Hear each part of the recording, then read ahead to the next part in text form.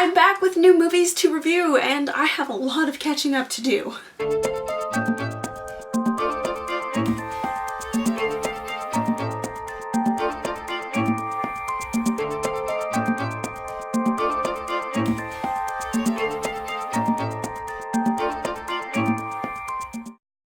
Hey, it's Zadie and I'm back with a new movie review for this Random Tuesday. It's gonna be great, and it's actually not a movie review, it's a spoiler rant, so spoiler warning. So for the next few weeks, I'm gonna be playing catch up on all of the movies that I missed out on, and you guys still get to hear my thoughts on them, if you even want to hear them. But, you know, the movies that I really want to give a review on are this one, Spider-Man Far From Home, there's Lion King, there's Yesterday, and there's also Once Upon a Time in Hollywood. Those are the 4 movies that I really want to do reviews on and actually give you my thoughts on them. They will be very, very, very late because for 6 weeks I was not available to be seeing movies or doing reviews. I hope you guys enjoyed all those Random Thursday videos that I did, and from the looks of it, none of you did, but it's fine. But let's get started on my spoiler rant for Spider-Man Far From Home. This video is going to be completely dedicated to all the spoilers that I cannot talk about in regular movie reviews. And I didn't really want to do a movie review on Spider-Man Far From Home because everybody has already seen it by this point in time. So let's talk about Spider-Man Far From Home, and I'll just be doing a word vomit. I have no structure to this video at all. So let's just get started on talking about things. When Spider-Man Homecoming came out for the first time, a lot of people really enjoyed it.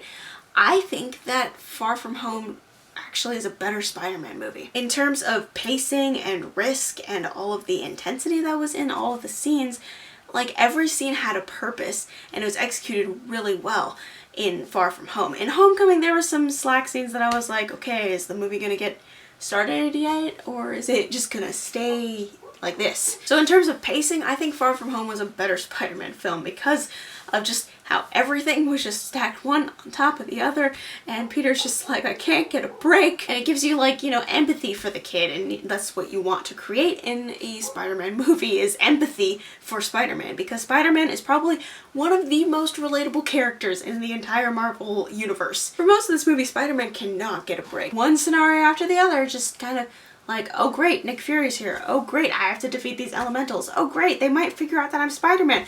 Oh, MJ already figured out that I'm Spider-Man and I had to tell her that instead of telling her that I liked her. And then, oh, Mysterio is not a good guy. Okay, now how do I deal with this and also save the world while everything is resting on my teenage shoulders? And I think they made Peter Parker a lot more relatable than they did in Homecoming, which is kind of saying a lot because in Homecoming you find out that the villain is your crush's dad, and you're just kind of like, and that whole awkward silence scene from Homecoming is just beautiful and beautifully done and beautifully performed by everyone in that scene. But I think with the pacing of Far From Home, it really like brings together how much everything just kind of comes at you when you're a teenager. You're just like bouncing from one problem to the other. There's no stopping, there's no rest period at all, and you're just like, I don't want to do anything anymore.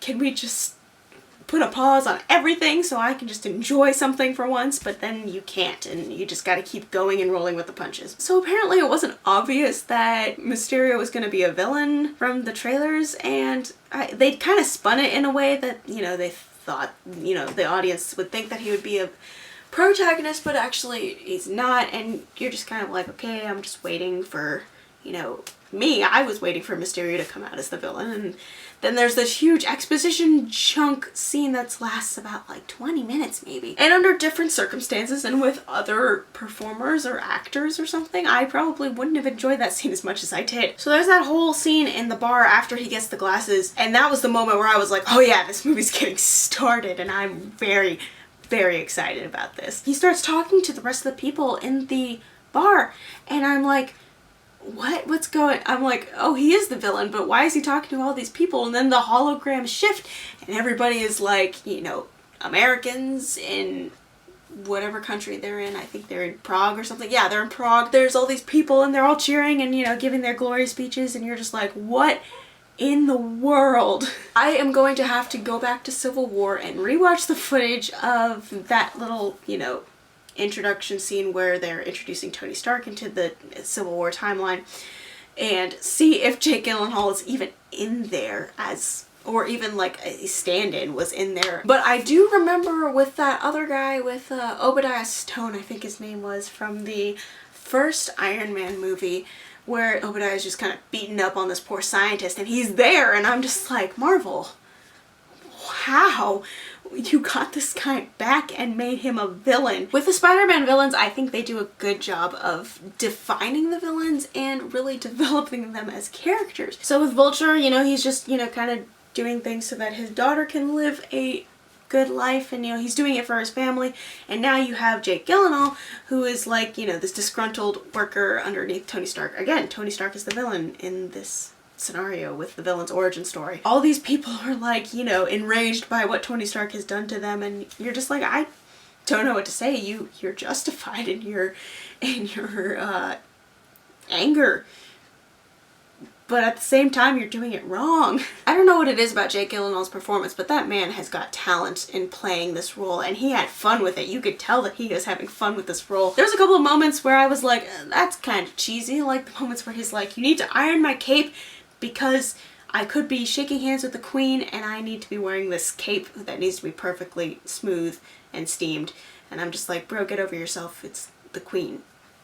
She's gonna outshine you in any scenario. So the story was good. The pace was really well done. Spider-Man is once again relatable as a character and as a superhero, and the antagonist was good. Mysterio was not as good as Homecoming's villain Vulture, but we're talking that overall, I think Jake Gyllenhaal did a fantastic job in performing this character. And I think another thing that really made this movie for me was the Mysterio battles, the actual Mysterio battles. When Spider-Man is battling Mysterio, it is exactly what you would think it would be. I don't know Mysterio that well from the comic books at all, but I know that he's an illusionist, and so, you know, what he does is create illusions. And the camera work that they did and the graphics from the CGI were fantastic and amazingly done, and you felt totally hopeless in that situation. You felt right there with Peter Parker as he's going through all of these hallucinations and illusions, and he's trying to get out, but he can't. And you're like, I don't know what to do. Like, I can't see a way out of here either, bro. It's not gonna work. And you just go from one illusion to the next, to the next, to the next, and you don't have time to, like, you know, process the last illusion before the next one is in front of you, and then the next illusion looks like it's real life, but it's actually not. But the Mysterio illusions were fantastic, and I don't think I could have seen any other way that they could have done it as well as they did with these ones. So they reveal in the trailers that MJ figures out that Peter Parker is Spider-Man. And I was like, why would you even let that loose in the trailers? Like, that should be like a huge moment that would be super fun for us. But then you get to the mid-credits scene and you're like, oh, that's why, because it wasn't even that important to begin with, because Mysterio releases to the actual public that Spider-Man is Peter Parker, and now you're like, wow.